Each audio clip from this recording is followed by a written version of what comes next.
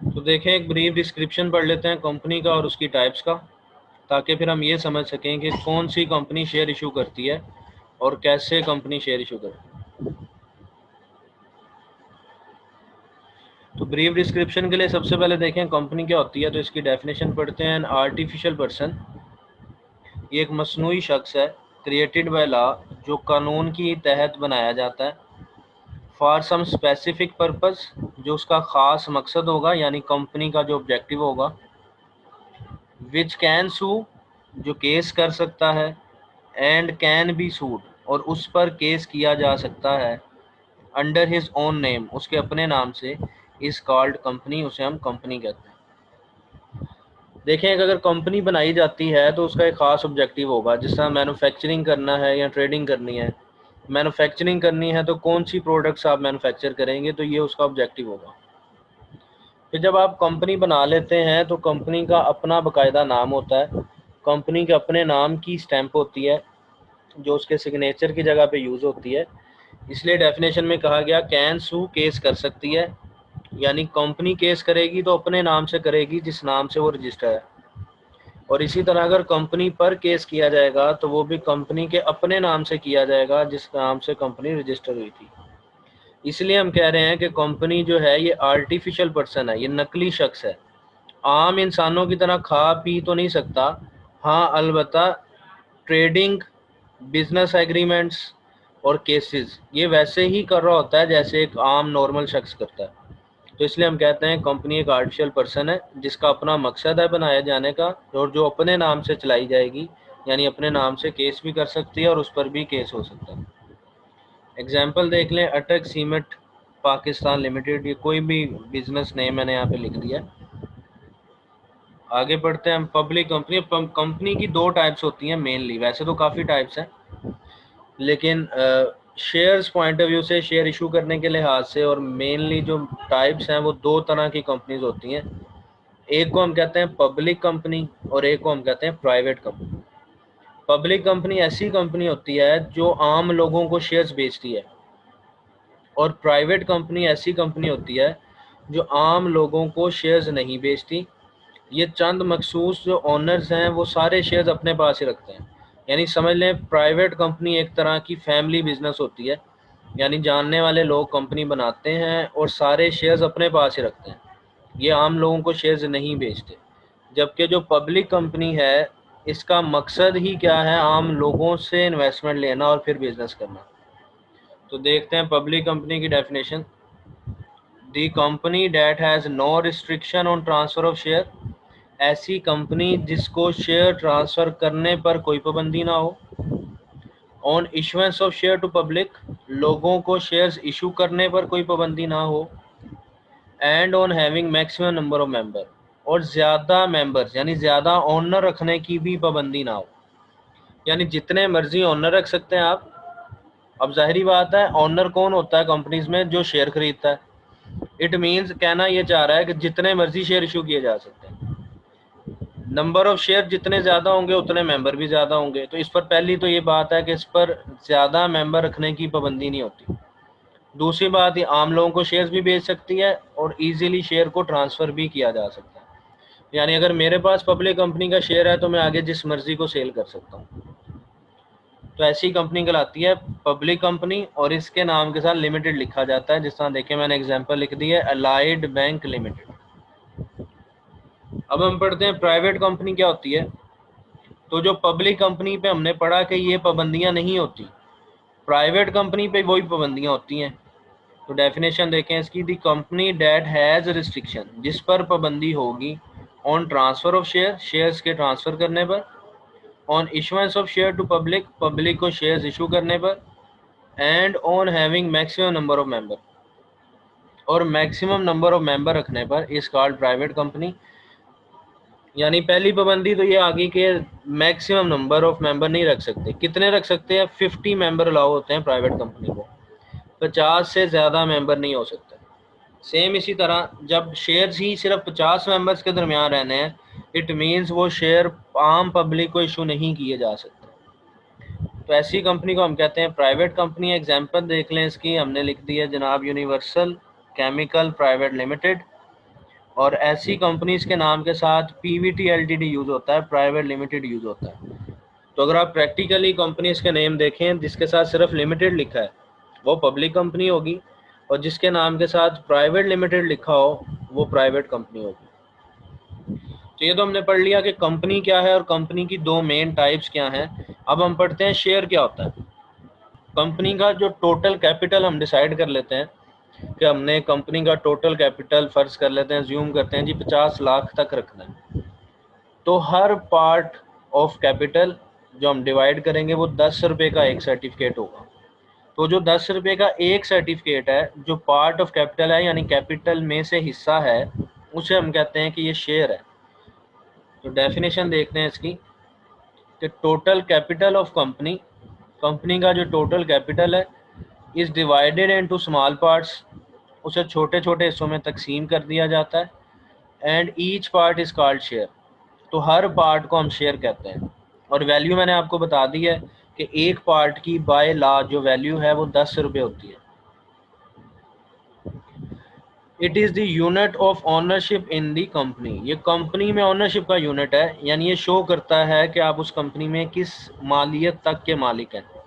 जैसे अगर एक शख्स ने 10,000 रुपये के शेयर खरीदे हैं तो वो उस कंपनी में 10,000 रुपये तक का मालिक होगा, ओनर होगा। फिर है शेयर सर्टिफिकेट क्या होता है। तो वो जो आपके नाम पर जब आप शेयर एप्लीकेशन जमा करवाएंगे और आपको जो शेयर इशू होगा आपके नाम का जो सर्टिफिकेट होगा उसे हम कहते हैं ये शेयर सर्टिफिकेट है। तो देखते हैं the certificate of ownership, ownership का ये सर्टिफिकेट होता है in the joint stock company, joint stock company में in the name of shareholder, उस शख्स के नाम पर जिसने शेयर खरीदे हैं, इस कार्ड शेयर सर्टिफिकेट, उसे हम शेयर सर्टिफिकेट कहते हैं। तो फिर है शेयर कैपिटल क्या होता है। तो जो टोटल वैल्यू ऑफ शेयर होती है उसे हम कहते हैं शेयर कैपिटल। तो देखें the total value of shares of company, company के शेयर्स की जो टोटल वैल्यू है इस कॉल्ड शेयर कैपिटल, उसे हम शेयर कैपिटल कहेंगे। तो हमने कुछ टर्म्स पढ़ी हैं जो हमें हेल्प करेंगी हमारा चैप्टर समझने में, जिसमें मैंने आपको बता दिया कंपनी क्या होती है, फिर पब्लिक और प्राइवेट कंपनी क्या होती है, और फिर आपको बता दिया शेयर क्या होता है या शेयर कैपिटल क्या होता है। अब आते हैं हम अपने टॉपिक की तरफ, formation of company and issuance of share, यानी कंपनी का बनाया जाना और पहली दफ़ा जब शेयर इशू किए जाते हैं तब हमारे पास क्या प्रोसीजर आते हैं। तो आज इस लेक्चर में सिर्फ हम उसकी थ्योरी पढ़ेंगे, ये देखेंगे कि कौन से स्टेप्स फॉलो होते हैं शेयर्स इशू करने के लिए, और नेक्स्ट लेक्चर में फिर हम उनकी एंट्रीज पढ़ेंगे कि कौन कौन से स्टेप्स जो हमने पढ़े हैं उसमें हमने क्या क्या एंट्रीज करनी होती है। तो देखें जब भी कंपनी बनाई जाती है तो उसकी सबसे पहली स्टेज होती है प्रमोशन स्टेज, यानी ऐसी स्टेज जिसमें हम कंपनी के लिए एस्टिमेशन करते हैं, अंदाज़ा लगाते हैं, नाम डिसाइड करते हैं, नेचर ऑफ बिजनेस डिसाइड करते हैं कि एक्चुअली हम करना क्या चाह रहे हैं। तो इस स्टेज में हम फिजिबिलिटी प्लान बनाते हैं, वो कहते हैं ना किसी काम के करने का प्लान बनाया जाए, तो एक्चुअली जो प्रमोशन स्टेज है ये प्लानिंग स्टेज है, जिसके मेन 3 फंक्शन मैंने लिख दिए हैं, यानी नेम डिसाइड करना, कंपनी का नाम क्या होगा, कंपनी क्या करेगी, इनिशियल एस्टिमेशन अंदाज़ा लगाया जाएगा कि बिल्डिंग हमें चाहिए, कितने मुलाजमीन चाहिए, कितना खर्चा होगा, ये सारे अंदाजे लगाए जाते हैं, और प्रीलिमिनरी एक्सपेंस यानी इब्तदाई अखराजात, क्योंकि देखें जब आप बिल्डिंग का अरेंजमेंट करेंगे, मुलाजमीन रखेंगे, एडवर्टाइजमेंट करेंगे, नाम रजिस्टर करवाएंगे, उसकी फ़ीस होती है। तो ये सारे जो शुरू के अखराजात हैं इन्हें हम कहते हैं ये प्रीलिमिनरी एक्सपेंस है। आगे जाके इसकी एंट्री आएगी इसलिए हम इसे डिस्कस कर रहे हैं, यानी ये ऐसे खर्चे हैं कि कंपनी अभी तक बनी ही नहीं है और कंपनी बनने से पहले ही हमने कुछ खर्चे कर लिए हैं, ऐसे खर्चों को हम कहते हैं प्रीलिमिनरी एक्सपेंस। तो ये हमारी पहली स्टेज होती है प्रमोशन स्टेज, जिसमें हम बेसिक आइडियाज़, एस्टिमेशन, प्लानिंग करते हैं। नेक्स्ट स्टेज होती है इनकॉर्पोरेशन स्टेज, यानी कारोबार को रजिस्टर करवाने की स्टेज। इसमें मेनली हम जो इम्पोर्टेंट डॉक्यूमेंट्स हैं उसको रजिस्टर करवा लेते हैं रजिस्ट्रार से। कौन कौन से मेन डॉक्यूमेंट्स होते हैं, वैसे तो इसके अलावा भी डॉक्यूमेंट्स होते हैं लेकिन मैंने शॉर्ट डिटेल यहाँ पे लिख दिया है।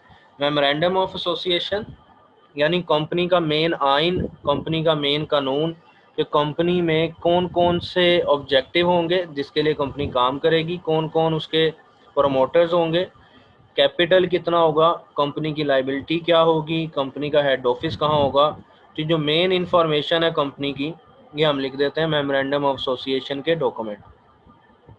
नेक्स्ट डॉक्यूमेंट आ जाता है हमारे पास आर्टिकल ऑफ एसोसिएशन। इसमें हम कंपनी के इंटरनल रूल्स एंड रेगुलेशन लिख देते हैं कि कंपनी चलाने के लिए हमें किन रूल्स को फॉलो करना है। और फिर है प्रोस्पेक्टस। प्रोस्पेक्टस में हम एडवर्टाइज कर देते हैं ताकि लोग उसे पढ़ें, अट्रैक्ट हों और हमारी कंपनी के शेयर्स खरीदें। ऐसा भी मैंने आपको बता दिया कि शेयर बेचे जाते हैं आम लोगों को पब्लिक कंपनी के। तो प्रोस्पेक्टस में वो डिटेल हम लिख देते हैं जिसमें आर्टिकल ऑफ एसोसिएशन के पॉइंट्स भी होते हैं, मेमोरेंडम ऑफ एसोसिएशन के पॉइंट्स भी होते हैं, प्लस इन्वेस्टर को अट्रैक्ट करने के लिए इंफॉर्मेशन होती है। फोर्थ इंपॉर्टेंट चीज़ होती है रिटन डिक्लेरेशन। जो प्रमोटर्स होते हैं, प्रमोटर्स मींस कंपनी बनाने वाले, तो जो लोग कंपनी बना रहे हैं उनसे रिटन डिक्लेरेशन लिया जाता है, बयान हल्फी लिया जाता है कि हम अपनी मर्ज़ी से कंपनी बना रहे हैं, हमारा ये मकसद है और हम इस मकसद के लिए इस कंपनी को चलाना चाहते हैं। तो ये सारे डॉक्यूमेंट्स प्लस फीस रजिस्ट्रार को जमा करवा दी जाती है। रजिस्ट्रार उसको चेक करने के बाद आपको सर्टिफिकेट दे देता है जिसे हम कहते हैं सर्टिफिकेट ऑफ इनकॉर्पोरेशन। और सर्टिफिकेट ऑफ इनकॉर्पोरेशन के बाद प्राइवेट कंपनी अपना बिजनेस शुरू कर देती है।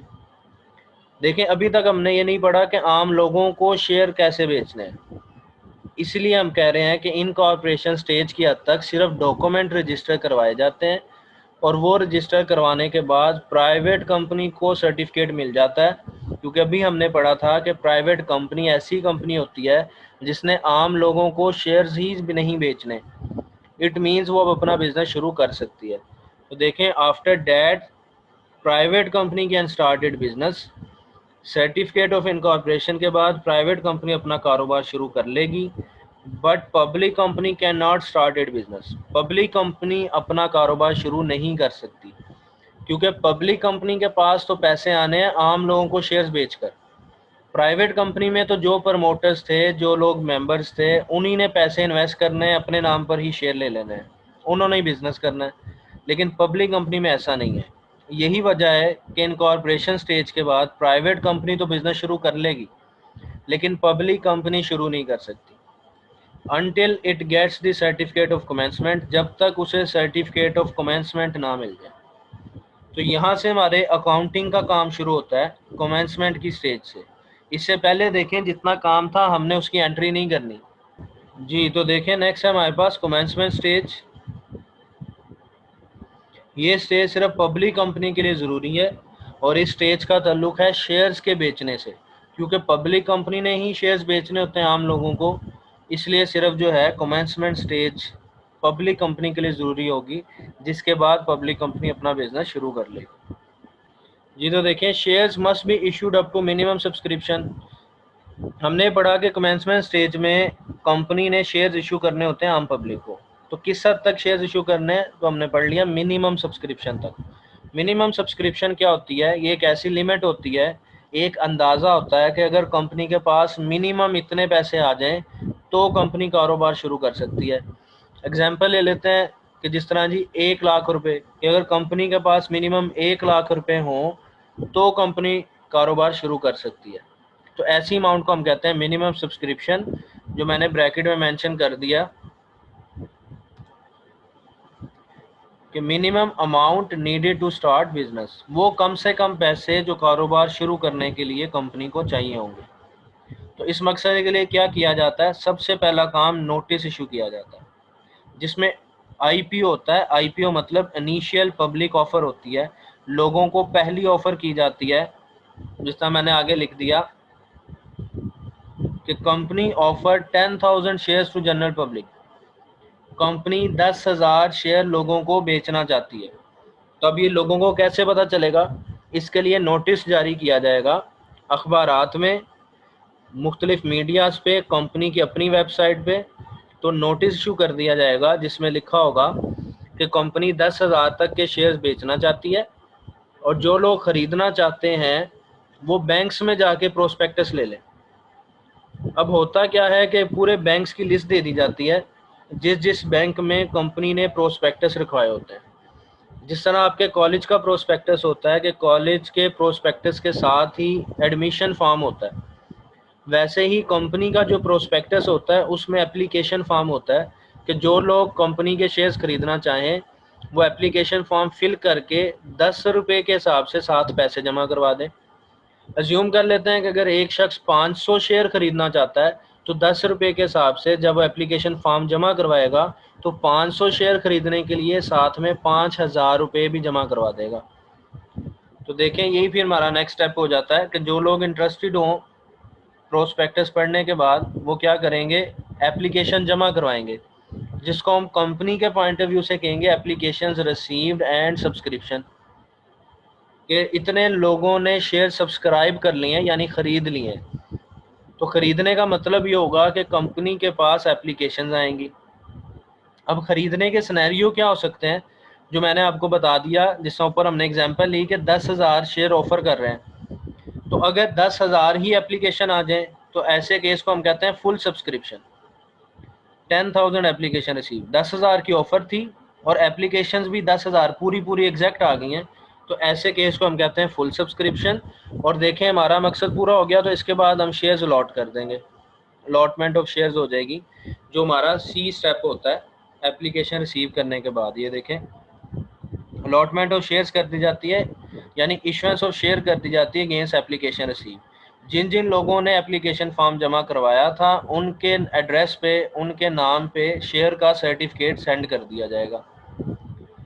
मज़ीद सिनेरियो क्या हो सकता है कि एप्लीकेशंस कम आए, 10,000 ऑफ़र करना चाह रहे थे, 10,000 शेयर्स बेचना चाह रहे थे, लेकिन 9,000 एप्लीकेशन रिसीव हो गई, कम हो गई। ऐसे केस को हम कहते हैं अंडर सब्सक्रिप्शन। तो अभी हमने पढ़ा कि मिनिमम सब्सक्रिप्शन तक शेयर्स बेचना लाजमी है। अगर उतने शेयर नहीं बिकेंगे तो सर्टिफिकेट नहीं मिलेगा, और अगर सर्टिफिकेट नहीं मिलेगा तो कंपनी बिजनेस शुरू नहीं कर सकती।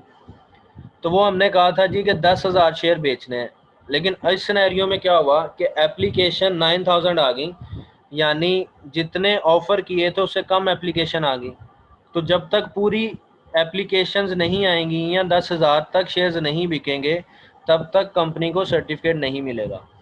इसलिए क्वेश्चन में पढ़ के देख लेना है, अगर अंडर सब्सक्रिप्शन का केस बनता होगा तो उसके बाद हम अंडर राइटर की एंट्री भी किया करेंगे, यानी हम अंडर राइटर से एग्रीमेंट करेंगे। अब अंडर राइटर कौन होते हैं? ये नॉर्मली बैंक या इंश्योरेंस कंपनीज होती हैं, जिनसे कंपनी जाके एग्रीमेंट कर लेती है कि भाई हमने इतने शेयर्स बेचना चाहे थे जो कि हमारे पूरे सेल नहीं हुए, तो जितने शेयर्स लोगों ने नहीं खरीदे वो आप खरीद लें। उससे फ़ायदा क्या होगा, कंपनी उस पर कमीशन देगी, तो जो बैंक वो रिमेनिंग शेयर्स खरीद लेगा वो कंपनी में ओनर भी बन जाएगा, प्लस उसे खरीदने पर कमीशन भी मिल जाएगी। और कंपनी को फ़ायदा क्या होगा कि कंपनी की वो जो लिमिट थी, जितने शेयर्स बेचना ज़रूरी थे, वो पूरी हो जाएगी और फिर कंपनी अपना बिजनेस शुरू कर सकेगी। तो याद रखना है, अगर अंडर सब्सक्रिप्शन का केस हो जाए, कम शेयर्स बिकें, तो फिर हम अंडर राइटर्स के साथ एग्रीमेंट कर लेते हैं, यानी उनसे एग्रीमेंट कर लेते हैं कि वो शेयर खरीद लें जो लोगों ने नहीं खरीदे। और तीसरा सिनेरियो क्या हो सकता है कि एप्लीकेशन जितने हमने ऑफ़र किए तो उससे ज़्यादा आ जाएं, तो इसे हम कहते हैं ओवर सब्सक्रिप्शन हो जाना।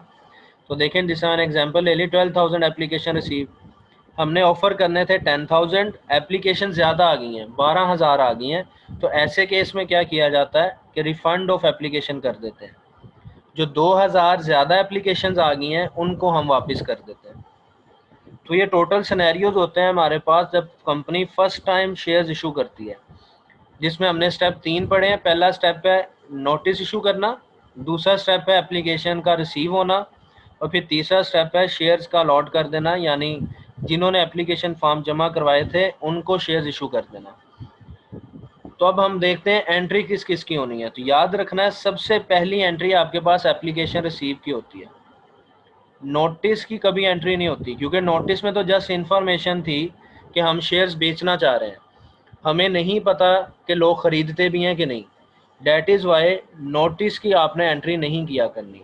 यानी अगर क्वेश्चन में लिखा होगा कि कंपनी इतने शेयर्स ऑफ़र कर रही है या कंपनी ने नोटिस इशू किया है, उसकी हम एंट्री नहीं किया करेंगे, क्योंकि इसमें हमारे पास ट्रांजैक्शन नहीं हुई, कुछ लेन देन नहीं हुआ फ़िलहाल।